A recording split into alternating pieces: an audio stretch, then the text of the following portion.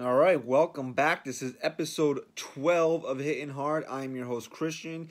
You can follow me on Twitter, at Christian_NYYST. As always, Hitting Hard is presented to you by Baseballism. Check them out on baseballism.com. Use the code NYYST for 15% off your order. We were supposed to start 5 minutes ago, but, Twitter had to change the way you do live streaming on here. And since I'm not the most technologically advanced person, I had to figure out what changed. Usually there was just a live button, but now you have to go into the camera and whatever. Why change something that was so easy? Just boom, live. Then there you are. Now you got to figure out what the hell was going on.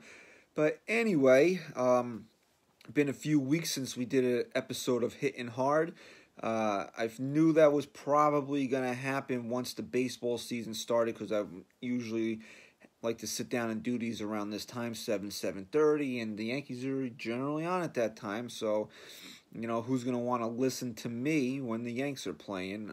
But Yanks are playing at 8:10 tonight, so we figured we'd jump on here and do a little show, get some things out in the open. I got pre-cold. Now everybody today is saying, what's pre-cold? Well, it's in the name. It's what happens before you get a cold. So I got the little headache here. I got the stuffiness, the little drip. So I'm hoping that I can knock it out without getting full-blown sick, because that would really suck. Got tickets to the Yankee game Friday night, so I don't want to be miserable at the game. I only want to be miserable at the game if they're losing. I don't want to have to be sick, miserable, and then, them lose too, because, it's been an up and down start for the Yankees. They're 5-5 as they enter tonight's game. The Red Sox lost again today. Chris Sale is 0-3 with a 9 ERA, which is pretty crazy to believe. It would be nice if the Yankees were playing better baseball to really take advantage of the start that the Red Sox are having. Not that the Yankees are playing terribly. They're 5-5 after 10 games, which, you're playing 500 through your first 10 games is not something to get crazy about. But, if they would be even 7-3, they would really put a gap in between them and Boston right now, who, I believe, what are they, 3-9 right now, maybe? 3-8, something like that. So, I'm not sure of Boston's exact record, but they're not playing good baseball right now. Their ace he's not pitching well, and, is that better than the Yankees ace, who's not pitching at all? The Yankees got some bad news on Luis Severino yesterday, that after a recent throwing program, or throwing session, he told the trainers that he still wasn't feeling right, so the Yankees sent him for another MRI. As of right now, we don't know what the results of the MRI are. It's not good anytime that you're supposed to be progressing to a certain point and you're not there, and you're telling, the training staff that, oh, my shoulder's still bothering me. So it's not good. It's, this was a big year for Luis Severino. He got his extension. He needed to prove that he could be a legitimate ace, and he's hurt. Not to say that he can't be a legitimate ace, but, this team was relying on him to be the man. Not Becky Lynch, the man, but the man. They were relying on him to be the man, to step up and be that ace, the horse, the backbone of this rotation. And he's injured, and he doesn't look like he's coming back anytime soon. So, it's disappointing. I had high hopes for Luis Severino coming into this season. He might still be able to meet some of those lofty expectations, but the longer this goes, the worse you feel about it. And, another MRI, now what? It was the inflammation hiding something. Is something worse there? The crazy part about Luis Severino's injury is that when he got a workup done, a physical done, right before he signed his extension, it didn't show anything. And then a week later, this happened. So it's very disconcerting. Hopefully it's just that the inflammation has not cleared out as fast as the Yankees had hoped. Inflammation is a pain in the ass. I've had shoulder issues myself. I was lucky that got a cortisone shot and cleared that shit right out, but apparently, it's not working for Sevy. I understand that I'm just some schlub, and Luis Severino is expected to be the ace of the New York Yankees, but it is what it is. You hope for the best that we do see Sevy sometime this year and that he can lead this team to the promised land. Now, that leads into what happened last night in Houston. Now, who is stepping up? Who is the ace of the Yankees with Luis Severino on the disabled list? That is one Tank. I call him Tank because he's been rolling through the competition. Masahiro Tanaka, who, we've seen how good he can be. We've seen how he steps up when he needs to really step up. His postseason record speaks for itself. He had 2017 was really the only year that he did not pitch well, but he was dominant in the postseason. If you look at his stats, I mean, you can't say the Yankees haven't gotten their money's worth out of Masahiro Tanaka. Now, he's got the partial tear in the elbow, so you're always worried about that. Last year with the double hamstring injury, with trying to tag up from third base, but when he steps on the mound, you can't say that was not a great signing for a great signing for the Yankees. They've gotten pretty much everything they could have hoped for out of him, except for that he has not anchored a World Series championship staff yet, which hopefully it will be this year. But last night, this is the big thing going around Yankee Twitter, is that last night, Yanks were up 3-1. They got a lead off Justin Verlander. And here we go, 7th inning, Boone goes to the bullpen. Now, all right, 78 pitches. On the surface, it looks like that Tanaka should have went out for the 7th inning, but he had a stressful 6th, and you can see what Boone's line of thinking was. It was, hey, you know what? I got my guy through 6 innings here. I got a lead, and my bullpen is rested. I can go Britton, Ottavino, Chapman, home. That's it. And that's going to be the formula most nights for the Yankees. Give me 6, and then I go to the bullpen. And they did that last night. So you can't really fault Aaron Boone for that, especially this early in the season. It's only Tanaka's 3rd start, and I've heard people say this on the radio today, and it makes a ton of sense.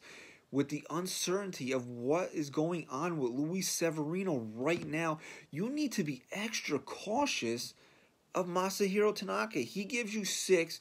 He has a struggle in the 6th to get through it. Even at 78 pitches, it might be time to go to the bullpen. And not for nothing, and I was one of the biggest advocates for bringing back Zach Britton to this team in the offseason, and I'm happy they did. Not even with what happened last night. These guys got to do their jobs. Everybody, this is the problem. This is a big problem in social media right now, in Yankee Twitter or Yankee Facebook or whatever. The Anti-Booners, they just want to blame Aaron Boone for everything. Greg Berg strikes out, Aaron Boone's fault. Luke Voit pops up, Aaron Boone's fault. Gary Sanchez gets picked off of second base, Aaron Boone's fault. Zach Britton walks the 8-hitter and allows a 2-run double to the 9-hitter. Aaron Boone's fault. You know what? Sometimes guys got to do their job. The manager puts them in a position to do the right thing, to get the job done, and they don't do it. But somehow it's his fault. This is what we had a problem with last Tuesday when I was at the stadium, and it was a tie game in the 9th inning. Chapman gives up 2 runs. Boone's an idiot. Boone's dumb because he used his closer there. Hey, dumbass. You're supposed to go to your closer with a tie game in the 9th inning. When you're at home, that's the move. But because Boone did it, Boone's dumb and he's stupid and he can't manage the Yankees. Shut your friggin' mouth. I don't want to, we're 10 games in this season. I'm already sick and tired of everybody that just wants to rag on Aaron Boone for everything that he does. Oh, he didn't wear his jersey today and the Yankees lost. Aaron Boone's fault. Shut up. Just please just shut up. I'm so sick and tired of it. Last night, even after the game, Masahiro Tanaka said, look, I was pretty much done at that point. So the pitcher himself, now people are going to say, well, he's not going to throw his manager under the bus. Well, that's awesome. Honestly, it is. I'm glad that he would never throw his manager under the bus because nothing good can happen from him throwing him under the bus. But I'm going to take him for his word. or through his interpreter, that he was done. And Boone said that it was, he basically said, he had to struggle to get through the sixth inning. And what was last, April 9th, April 10th, or whatever today? I don't know, April 8th or whatever, where we are in the calendar. You're not going to try to overextend Tanaka right now when you feel that you have your three big weapons rested and ready to go in the bullpen. That's just the way that they play baseball now. I'm sorry. It's not Aaron Boone's fault that they lost last night. And yeah, it sucks that they lost last night because they scored 3 runs off of Justin Verlander. And honestly, that felt like 10 runs because the Yankees never do anything, especially since he's been back down. Since I keep saying back down in Houston. Ever since he went down to Houston, you feel like they never touched this guy. And they got him for 3 runs. And you're up 3-1 in the 7th. You feel like you have to take that game home. I get it. I get the frustration of losing. But the manager did what he's paid to do. Get the ball to his highly paid relievers and go home. And they didn't come through, okay? It's not Aaron Boone's fault. It's Zach Britton's fault. I love Zach Britton. I'm so glad they re-signed him, but it's his fault. He walked the 8-hitter. He gives up a 2-run double to the 9-hitter. Those are things that you can't do. And he did them. Aaron Boone didn't throw those pitches. Zach Britton threw those pitches, okay? This is where this fan base has some type of mental blockage that they don't understand that players have to perform too. It's not just the manager. Aaron Boone, with the bases loaded and Gary Sanchez pops up, and I'm not taking a shot at the Kraken because he's been really good this year. Couple pickoffs aside where speaking of mental blockages, it's just like, hey, Gary, can you wake up? He's been really good this year. He's got 6 home runs already. I mean, you can see why the Yankees didn't want to trade him, okay? And I tweeted this out earlier on Sunday some point. I said, I'm very happy to see the Kraken tweets when I seen so many dumb tweets over the offseason of people that wanted to release the Kraken. You have to be insanely stupid to want to have gotten rid of Gary Sanchez, especially for the type of offers that we heard that Miami wanted for JT Realmuto. And I said this before, if you wanted to sell me that you were just going to straight up swap Sanchez for Realmuto, I would have said, you know what, I don't like it. I like Gary better, but I can understand maybe the Yankees just want to wash their hands of whatever it is that happened with Gary Sanchez in 2018 and start fresh with another catcher. But they wanted more pieces back. And you're telling me, this guy who's got the potential and probably the best hitting catcher in Major League Baseball, you're going to trade him and prospects for JT Realmuto? Get out of here. You're crazy. Crazy. All because of pass balls. Please, take your pass balls and shove them up your butt. I'm so tired of hearing it. And Mark Teixeira, I'm so glad that I really hope that everybody had a chance to listen to Mark Teixeira on Michael K's show today. Gary Sanchez is not perfect. You have to accept that. You have to accept that he's not perfect because when he does what he does, like in a game on Sunday, then you see that's why the Yankees are keeping him around. He has the potential to be the best hitting catcher in Major League Baseball. And I think he's already shown that potential this year. He showed it in 2016. He showed it in 2017. And you know what? Sometimes shit happens. And shit happened in 2018 for Gary Sanchez. And you know what?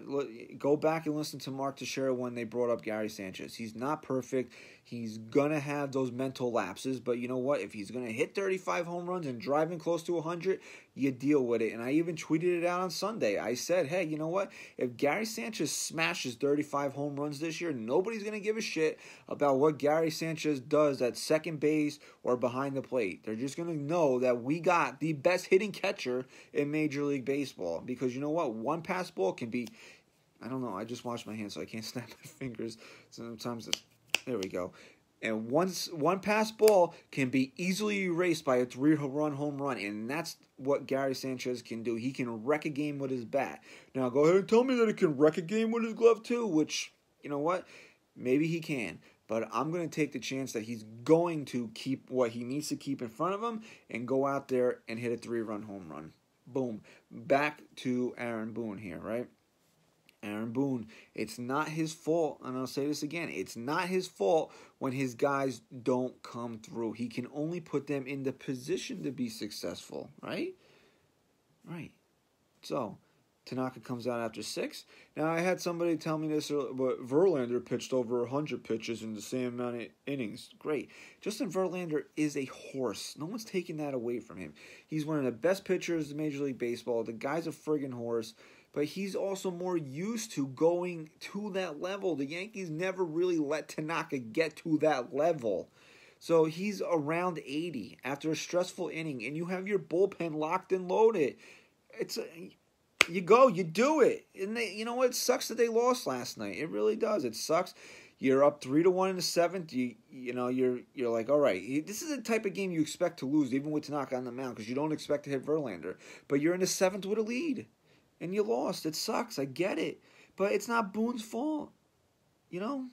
Sometimes guys don't come through. They have to come through. The manager can press every button. The analytics can say that this is the way to go. This is every button that you're supposed to press. 1, 2, 3, 4. And Aaron Boone can press every single one of these buttons.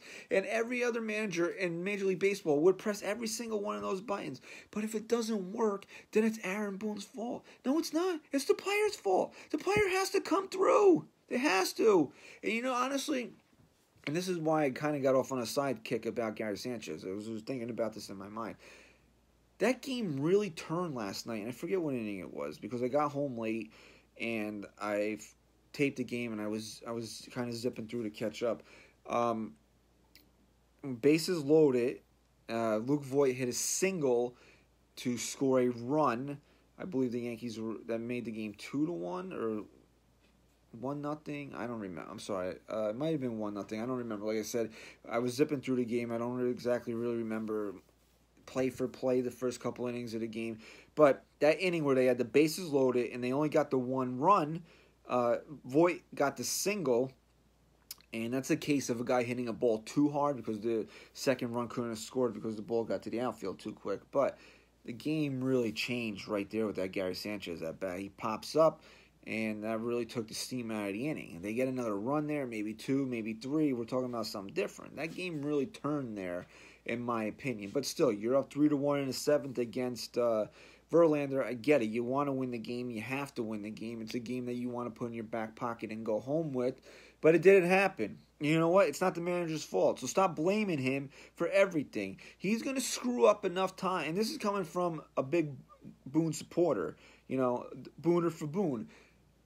He's going to screw up enough times this season where you can rip him. And that's all I ask. When he screws up, rip him. When he does something that is truly wrong, that he shouldn't have done, and cost the team the game or a run or whatever, then you can rip them. Stop ripping guys, even players, managers. Stop ripping them when they don't do the wrong thing. Please, it's tiring. It's old. It's the worst being on social media after the Yankees lose because it's got to be somebody's fault. Seriously, get a life. You got 152 games left and hopefully 11 more wins in the postseason. God, these games will stress you out enough just watching them, and then putting that added shit that some of you guys do with the. Oh my God, I don't understand it. I really don't. Anyway, enough about Aaron Boone. I'll just say this: it wasn't his fault. That old song. I caught a hanging on the counter. Wasn't me. Wasn't Aaron Boone. Okay. So we brought up the man Becky Lynch earlier in the show. So we'll wrap up the show here. Do a little WrestleMania talk. 7.5 hours, and Christian went to sleep. Probably about 3 or 4 times. I don't even know. It was really weird for me not being at WrestleMania, and when WrestleMania was 15 minutes from my house. But it was even weirder that I wasn't upset that I didn't go.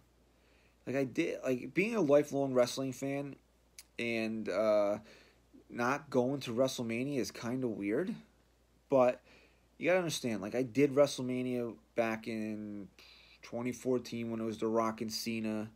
So I did it already. You know, it wasn't like I hadn't been to WrestleMania where, like, I had to go. I did it already. Like, wrestling fan bucket list. Went to WrestleMania. Boom, did it. So it's not like I had to go.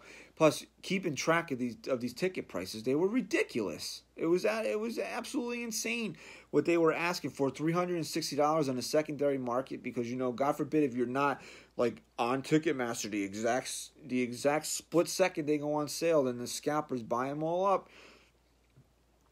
$360 to sit behind the stage? Come on. I don't care if I was a millionaire. I don't know if I could justify that. Like, I'm going to spend $700 because I want to go with somebody. I don't want to sit there by myself. $700 sits so high up in the sky that you can see over a giant screen, essentially. And that was another thing that kind of disappointed me about WrestleMania. You used to look forward to the different pay-per-view sets. And then I understand budget cutbacks. Company worth $1 billion need budget cutbacks. And then they just had the same generic set for all pay-per-views, right? But then they still did this special WrestleMania set. And then it was just a giant screen. I mean, come on. Be a little bit more inventive than that. Jeez. So, yeah. What was I saying? Oh, yeah. So, basically, and then, you know, another thing. So, you got the ticket prices. And the fact that the show was 7.5 hours. My God, I don't know if I would have lasted. I didn't last it on my couch. I fell asleep a couple of times. I missed the beginning of the Kofi Daniel Bryan match. I didn't see at any of Balor and Lashley. I definitely missed the entrances to the main event, and I might have been out at another point in the show too, but. Look, I seen WrestleMania got a lot of high marks. People that review it, you know, were generally pleased with it, gave it high marks. It was okay. I mean, like I said, it was so long. I fell asleep a couple of times, so maybe it was hard for me to get a read on it. But I liked it. I wasn't in love with it. The Rollins-Lesnar match was okay. You know, it should have been a big deal that Rollins won the Universal title. But it wasn't because of the way the match came off. It was just like Brock jumped him and then Rollins punched him in the balls and then hit 3 stomps and then that was the end of it. If it was treated like more of a real legit WrestleMania title match, I would have enjoyed it more and I think it would have meant more, the title win, especially that I didn't mind it being the first match of the show. I thought it was actually pretty cool. Like, I like when they so many matches, like, you just gotta, like, boom, you know, maybe hit one, you know, go for a big one right out of the park. You know, I'm rewatching How I Met Your Mother in one of the episodes, the New Year's Eve episode in season 1, when Barney has the Get Psyched mix, and he says it should be All Rise. You know, I feel like, you know, I know you can't really do that in wrestling because you still have the undercard, and, you know, you gotta have matches take down the crowd, but I feel like, you know, all rise from the top, get everybody started right from the beginning with a big match. So I had no problem with that. Other thoughts, just real quick. You know, Daniel Bryan, Kofi Kingston. I caught him midway through when I woke up from one of my naps. I thought it was a really good match. Like, I've seen people give it 5 stars. I can't say that I give it 5 stars because I didn't see the whole thing. But, you know, I'm not going to argue with anybody that says it. I probably was a match if I watched the whole thing and wanted to rate it, at least, you know, a match that went over 4 stars, maybe 4.5. You know, I have no problem with if somebody's saying that it was a 5-star match. But and this is weird. This is no disrespect to Daniel Bryan, no disrespect to Kofi Kingston. It was just weird because earlier in the day I was watching WrestleMania 3, and it was Hulk Hogan versus Andre the Giant for the WWE title, and you're saying to yourself, like, back 30 years ago, you had these big behemoths like Hulk Hogan, Andre the Giant, the Irresistible Force versus the Immovable Object for the WWE title. And now today, it's cool that guys that size are getting opportunities to be champion. But These are two guys that don't even weigh a combined 400 pounds. And that was the size of one Andre the Giant's legs. And they're wrestling for the WWE title. So, like, it kind of didn't feel like a big-time WWE Championship match because of what the history of the WWE Championship at WrestleMania was. Hogan Andre, Hogan Warrior, Hogan Savage. Even, you go to, quote, smaller guys, but they just seem to be carry themselves in this larger-than-life capacity when you had Bret Hart and Shawn Michaels, Randy Savage and Ric Flair, and then, you had a mix guys that weren't maybe the biggest guys, but it was still bigger guys. Then you had, like, Austin and The Rock, and they had those big personalities, and Brock Lesnar and Kurt Angle. And then you had Kofi Kingston and Daniel Bryan. Again, not to disrespect both of those guys, but you know what I'm saying? Like, that's the history of the WWE Championship at WrestleMania. And then, it didn't seem, it almost felt like that match should have been for the Intercontinental title more than the WWE title. But again, super happy for Kofi, man. Good for him that he won the WWE title. I like seeing guys that have been in a company for a long time get rewarded and have that type of moment. So that was pretty awesome. And then, the only other real thing that I want to touch on is the Women's Championship match.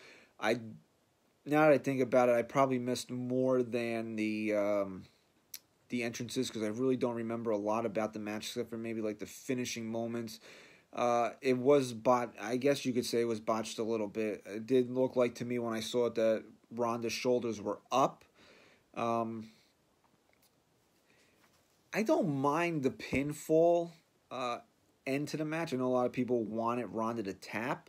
I didn't mind it, to be honest with you. I kind of liked the fact that Becky was able to, quote, outsmart her and catch her in a pinfall when she was going for one of her signature moves, because it just shows like Ronda got caught, Ronda was cocky, and Becky capitalized. That would have been a cool ending.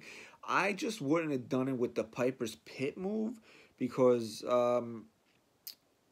I don't know. I just wouldn't have done it with that. I would have done it maybe an inside cradle or something when Ronda was going for an armbar. Like, get super cocky, hold Becky's arm around, maybe drag her around the ring a little bit.